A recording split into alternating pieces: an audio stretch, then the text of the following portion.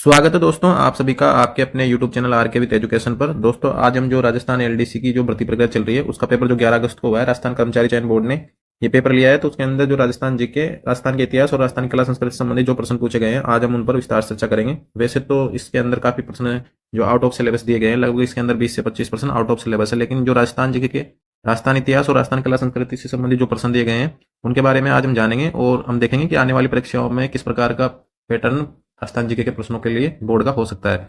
तो प्रश्न नंबर इसके अंदर कुल 16 प्रश्न हमने लिए हैं। 16 प्रश्न राजस्थान के इतिहास और कला संस्कृति संबंधित है। वैसे तो इसके अंदर कम से कम 40 या 50% राजस्थान के इतिहास और कला संस्कृति से होने चाहिए थे, लेकिन ज्यादातर क्वेश्चन उन्होंने जो दिए हैं वो दिए हैं भारत के इतिहास एवं कला संस्कृति से, उन्होंने ज्यादा प्रश्न लिए हैं। तो हम इसमें देखेंगे तो राजस्थान से लिया गया जो पहला प्रश्न है राजस्थान कला संस्कृति से। तो प्रश्न नंबर 1 है लोक कथाएं। लोक कथाएं के संघर्ष से उद्धृत वातारी फुलवारी के लेखक कौन है? तो इसका कहने का मतलब ये है कि वातारी फुलवारी जो एक रचना है उसका जो लेखक है वो कौन है। इसके ऑप्शन भी दिए हुए थे। ऑप्शन 1 दे रखा है विजयदान देथा, ऑप्शन 2 दे रखा है कन्हैयालाल सेठिया, ऑप्शन 3 दे रखा है गौरीबाई, ऑप्शन 4 दे रखा है बीरबल सिंह, ऑप्शन 5 दे रखा है अनुत्तरित प्रश्न। तो लोक कथा संग्रह से उद्धृत वातारी फुलवारी के लेखक का कौन है? उद्धृत का मतलब होता है लिया गया, इसका मतलब होता है लिया गया। तो वातारी फुलवारी के लेखक कौन है? तो ऑप्शन 1 इसका ऑप्शन 1 जो है विजयदान देथा वो इसका सही आंसर रहेगा। वातारी फुलवारी के रचनाकार कौन है? विजयदान देथा इसके सही आंसर रहेंगे। विजयदान देथा का जो संबंध है विजयदान देथा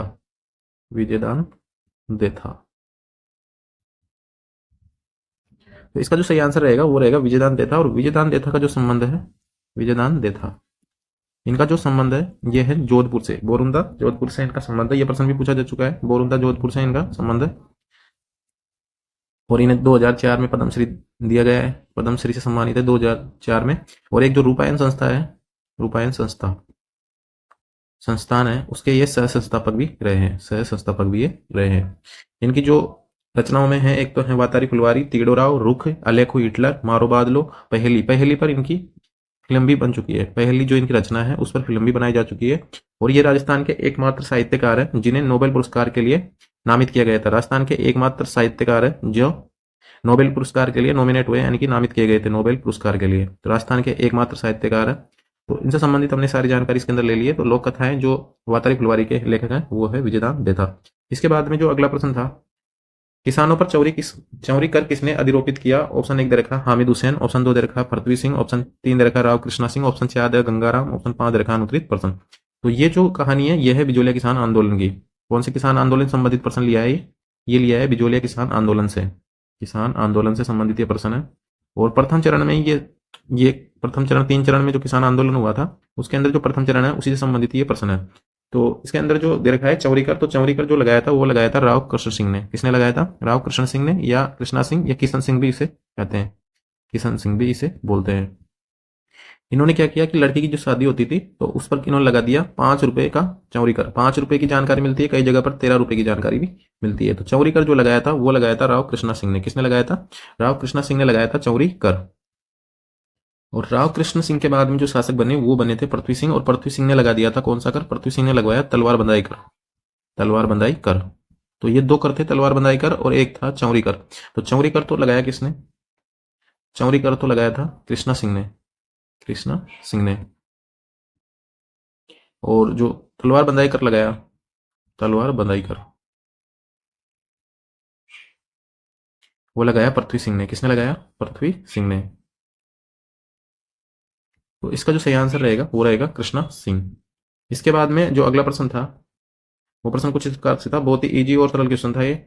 गणगौर पर्व समर्पित है। ऑप्शन 1 दे रखा है देवी पार्वती, ऑप्शन 2 दे रखा है भगवान राम, ऑप्शन 3 दे रखा है भगवान कृष्ण, ऑप्शन 4 दे रखा है देवी लक्ष्मी, ऑप्शन 5 दे रखा है अनुत्तरित प्रश्न।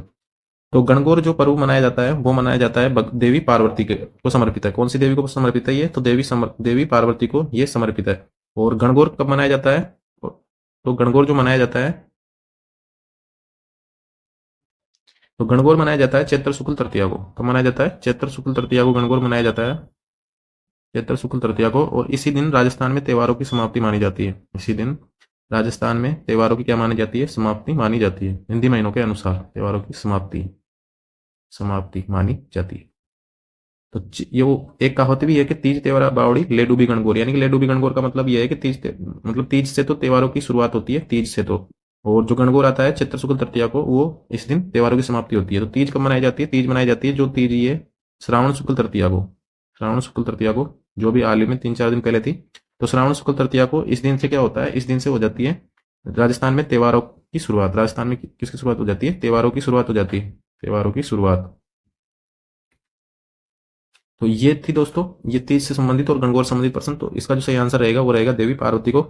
ये देवी पार्वती और भगवान शंकर को समर्पित ये त्योहार है, और इसको विवाहित महिलाएं इस पर्व को मनाती है। इसके बाद में अगला प्रश्न है, प्रश्न नंबर 4 है अपना, लच्छीराम किस लोक नाटक कला से संबंधित है? ऑप्शन 1 दे रखा है हेला ख्याल, ऑप्शन 2 दे रखा है कुचामनी ख्याल, ऑप्शन 3 दे रखा है शेखावटी ख्याल, ऑप्शन 4 दे रखा है जयपुरी ख्याल, ऑप्शन 5 दे रखा है अनुत्तरित प्रश्न। तो जो लच्छीराम है, लच्छीराम जो किस लोक नाटक कला से संबंधित हो, ये है कुचामनी ख्याल से। किस कला से संबंधित है? कुचामनी ख्याल से ये संबंधित है। तो सही आंसर इसका हो जाएगा ऑप्शन नंबर 2, इसका सही आंसर रहेगा कुचामनी ख्याल। लच्छीराम का जो संबंध है ये है नागौर जिले से संबंधित है। इनका नागौर जिले से, कहाँ से संबंधित है? नागौर जिले से संबंध रखते हैं। और जो इन्होंने कुल 25 ख्याल लिखी है, कितनी ख्याल लिखी है? कुल इन्होंने 25 ख्याल इन्होंने खुद ने लिखी है। और इसके अंदर प्रमुख कहानियां जो होती है कुचामनी ख्याल में, प्रमुख कहानियों में इसके अंदर जो है वह है, एक तो राव रिडमल, चांद नीलगिरी, मीरा मंगल और गोगा चौहान। ये इसकी कहानियां हैं जो इस ख्याल को करते समय इनका मंचन किया जाता है। और इस ख्याल में केवल पुरुष ही भाग लेते हैं। कौन भाग लेते हैं? केवल पुरुष ही इस ख्याल में भाग लेते हैं, केवल पुरुष ही भाग लेते हैं। शेखावटी ख्याल, ये शेखावटी क्षेत्र यानी कि सीकर के आसपास प्रसिद्ध है। शेखावटी ख्याल सीकर वाले क्षेत्र में ये प्रसिद्ध है। शेखावटी ख्याल में जो प्रसिद्ध कलाकार है, एक तो है नानू राम, एक है धूलिया राणा। ये दोनों कलाकार इसमें प्रसिद्ध है। हेला ख्याल जो लालसोट है, दौसा है, सवाई माधोपुर है, इनमें ये ज्यादा प्रसिद्ध है। और इसमें जो सूत्रधार होता है उसको कहा जाता है हेला शायर। क्या कहा जाता है? हेला शायर कहा जाता है। तो इसका जो सही आंसर रहेगा, लच्छीराम का संबंध है कुचामनी ख्याल से। इसके बाद में जो अगला प्रश्न है, प्रश्न नंबर 5 है अपना, निम्न में से किस किले के बारे में कहा गया है कि यह एक आर्मर्ड यानी बख्तरबंद किला है? ऑप्शन 1 दे रखा तारागढ़, ऑप्शन 2 दे रखा नाहरगढ़, ऑप्शन 3 दे रखा रणथंभौर, ऑप्शन 4 दे रखा सिवाना, ऑप्शन 5 दे रखा अनुत्तरित प्रश्न। तो अबुल फजल ने यह कहा था, किसने कहा था? अबुल फजल ने रणथंभौर किले के बारे में कहा था कि अन्य सब दुर्ग नंगे हैं, बल्कि ये दुर्ग क्या है? बख्तरबंद है। तो इसका जो सही आंसर रहेगा वो रहेगा रणथंभौर दुर्ग, जो कहाँ पर है? सवाई माधोपुर में स्थित है। तो सही आंसर इसका हो जाएगा ऑप्शन नंबर 3। इसके बाद में जो अगला प्रश्न है अपना, प्रश्न नंबर 5 है, हवा महल का निर्माण किसने करवाया? तो ऑप्शन 1 दे रखा है सवाई जयसिंह, ऑप्शन 2 दे रखा है राजा मानसिंह, ऑप्शन 3 दे रखा है राजा भाटी, ऑप्शन 4 दे रखा है सवाई प्रताप सिंह, ऑप्शन 5 दे रखा है अनुत्तरित प्रश्न। तो हवा महल का जो निर्माण करवाया वो करवाया सवाई प्रताप सिंह ने। किसने करवाया? सवाई प्रताप सिंह ने इसका निर्माण करवाया 1799 में। कब करवाया था? 1799 में। इस 1799 ईस्वी में सवाई प्रताप सिंह ने हवा महल का निर्माण करवाया था। ये 5 मंजिला इमारत है। कितने मंजिला इमारत है? 5 मंजिला ये इमारत है हवा महल। तो सही आंसर इसका हो जाएगा ऑप्शन नंबर 4, इसका सही आंसर रहेगा। इसके बाद में जो अगला प्रश्न है, प्रश्न नंबर 7 है अपना, उपरमाल पंच बोर्ड का गठन किसके द्वारा किया गया, यानी कि खाली जगह दी है और किसके द्वारा किया गया है? ऑप्शन 1 दे रखा है राम मिलन लोहिया, ऑप्शन 2 दे रखा है ब्रह्मदेव, ऑप्शन 3 दे रखा है विजय सिंह पथिक, ऑप्शन 4 दे रखा है राव कृष्णा सिंह, ऑप्शन 5 दे रखा है अनुत्तरित प्रश्न। तो बिजोलिया किसान आंदोलन से संबंधित ये दूसरा प्रश्न है। एक ही पेपर में दो प्रश्न एक ही आंदोलन से संबंधित पूछे गए हैं। तो उपरमाल पंच बोर्ड का जो गठन किया गया था वो किया गया था विजय सिंह पथिक के द्वारा 1917 में। कब किया गया था? ये 1917 के आसपास, ये 16-17 में ये गठन किया गया था उपरमाल पंच बोर्ड का। और राव कृष्णा सिंह ने लगाया था चौरीकर। किसने लगाया था? चौरीकर, राव कृष्णा सिंह ने चौरीकर लगाया, राव कृष्णा सिंह ने। और पृथ्वी सिंह ने लगाया था तलवार बंदाई कर। और ये जो ब्रह्मदेव, फतेहकरण चारण, राम मिलन लोहिया, ये सारे जो इससे संबंधित ही है, बिजोलिया किसान आंदोलन संबंधित है, और ये प्रथम चरण में ये सब सम्मिलित है। इसके बाद में अगला प्रश्न है अपना, प्रश्न नंबर 8 है, सन 1800 में वह कौन व्यक्ति था जिसने आज के राजस्थान को राजपुताना कहा? तो इसका जो ऑप्शन 1 दे रखा है जेम्स टोड, ऑप्शन 2 दे रखा है जॉर्ज कलानी, ऑप्शन 3 दे रखा है जेम्स रिजू, ऑप्शन 4 दे रखा है जॉर्ज थॉमस, ऑप्शन 5 दे रखा है अनुत्तरित प्रश्न। तो काफी लोगों ने जैसे जेम्स टोड देखा, इसका ऑप्शन नंबर 1 में जेम्स टोड देखा, उसका सही आंसर जेम्स टोड कर दिया। लेकिन 1800 ईस्वी में राजस्थान को जिसने राजपुताना कहा था वो कर्नल जेम्स टोड नहीं, बल्कि ये थे जॉर्ज थॉमस। कौन थे? जॉर्ज थॉमस प्रथम व्यक्ति थे जिन्होंने राजस्थान को राजपुताना कहा था। तो कर्नल जेम्स टोड ने कहा था राजस्थान को रायथन या राजस्थान। क्या कहा था?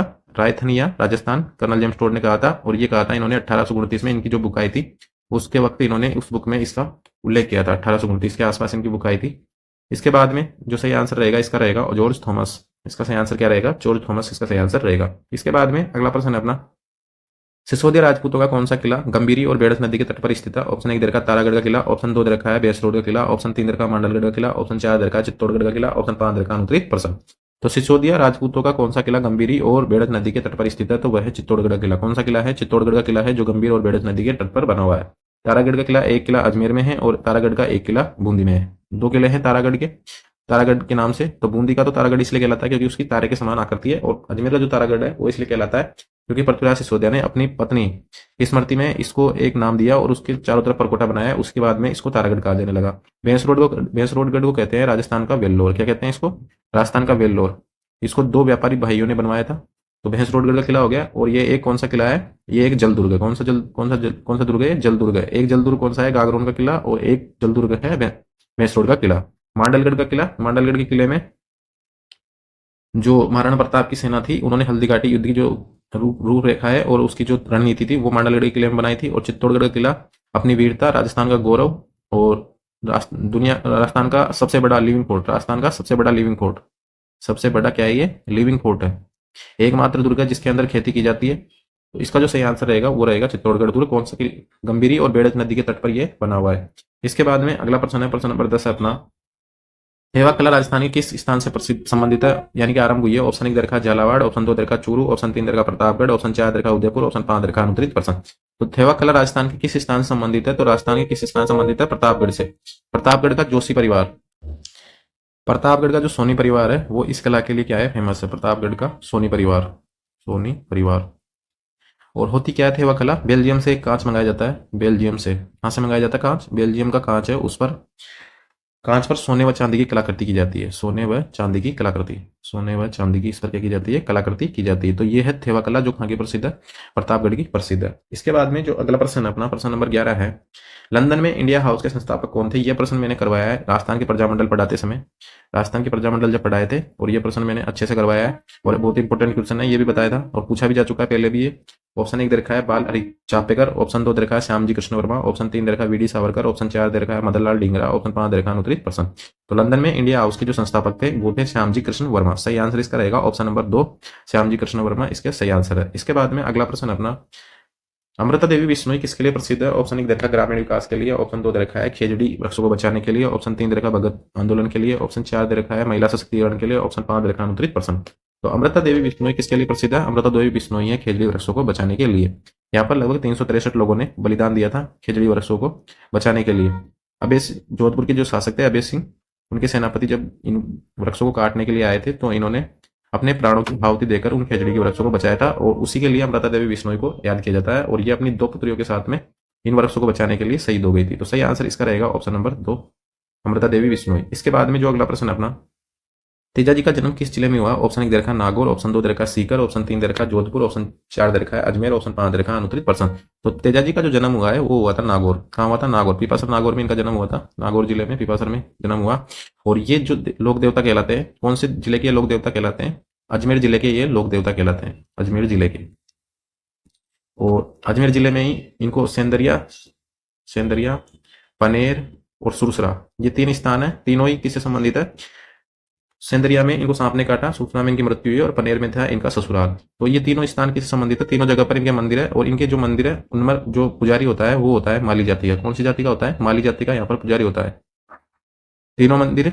और जो तेजाजी का जो पशु मेला लगता है वो लगता है पीपासर में। तेजाजी का जन्म पीपासर में नहीं, तेजाजी का जो जन्म हुआ है वो हुआ है खड़नाल नागौर में। कहाँ पर हुआ है? खड़नाल नागौर में इनका जन्म है, खड़नाल नागौर में। और पर्वतसर में इनका जो लगता है, पर्वतसर में इनका जो मेला लगता है वो लगता है तेजाजी पशु मेला, तेजाजी पशु मेला। और आय की दृष्टि से या आमदनी की दृष्टि से यह सबसे बड़ा मेला है, राजस्थान का सबसे बड़ा मेला है आय या आमदनी की दृष्टि से। सही आंसर इसका हो जाएगा ऑप्शन नंबर 1 नागौर।